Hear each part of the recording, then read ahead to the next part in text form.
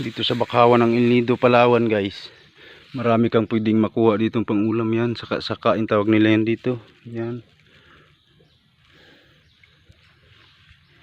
Marami, ayun pa oh. Kailang nang alimango tayo ngayon, wag muna tayo magkuha niyan, sa sunod na lang. Yan oh, yan, dami guys oh. May kibaw pa rin dito makukuha guys, pang ulam. Ito yan. Yan, masarap din yan guys, masarap yan kilawin. Iiwan lang muna natin yan. Guys oh. Yan. Tawag ng iba dyan, tutok. Tawag ng iba rin, ano, saka-saka. Pero hindi daw yan saka-saka pag yung sa lupa siya, kasi hindi daw makaakyat. Marami ring pwedeng hanap buhayan dito guys. Yan yung mga nipa na yan, pwede mo ring pawidin yan at ibinta. Diyan sa ilo guys, pwede ka ring manghuli ng hipon dyan. May mga panghuli rin sila dito ng hipon. Yan guys, ito, ang dami guys oh. More than one, kaya marami. Umaakyat yan sila guys. Madaling manguha kapag ganitong may ano, lalim tubig.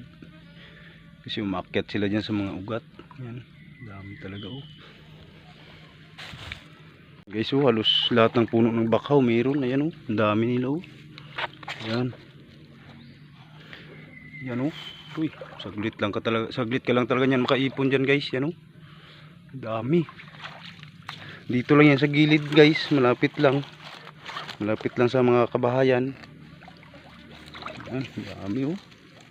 Uy, saglit ka lang talaga makaipon yan ng pangulam guys. Ayun oh, meron din oh.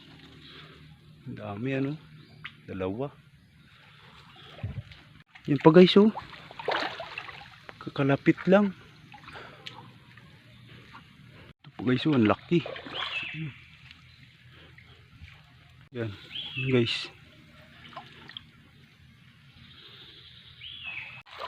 saglit lang talaga dito mag-ipon nito guys. Ayan oh.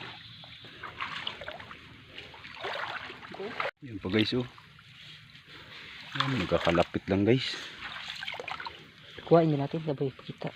Yan. Yan. Yan pa isa oh. Yan. Masarap yan guys, gataan. Tutok.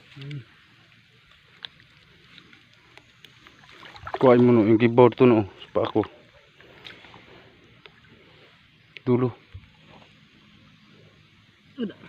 Biak. Guys, kibaw, pero patay na. Kasi pag talaga ng aso rin guys oh, naglangoy na una pa sa amin oh. Sakay sa bangka yun. Gaya doon sa mga bata na yun oh. Masisipag din, nagsasayan sila ng nipa guys, pangpawid. Magtawid kami dito sa ilog na to guys, kasi doon sa taas ng ilog na yan yung ano, yung bubo trap namin. Guys, napagod na yung aso maglangoy guys, sumakay siya sa bangka.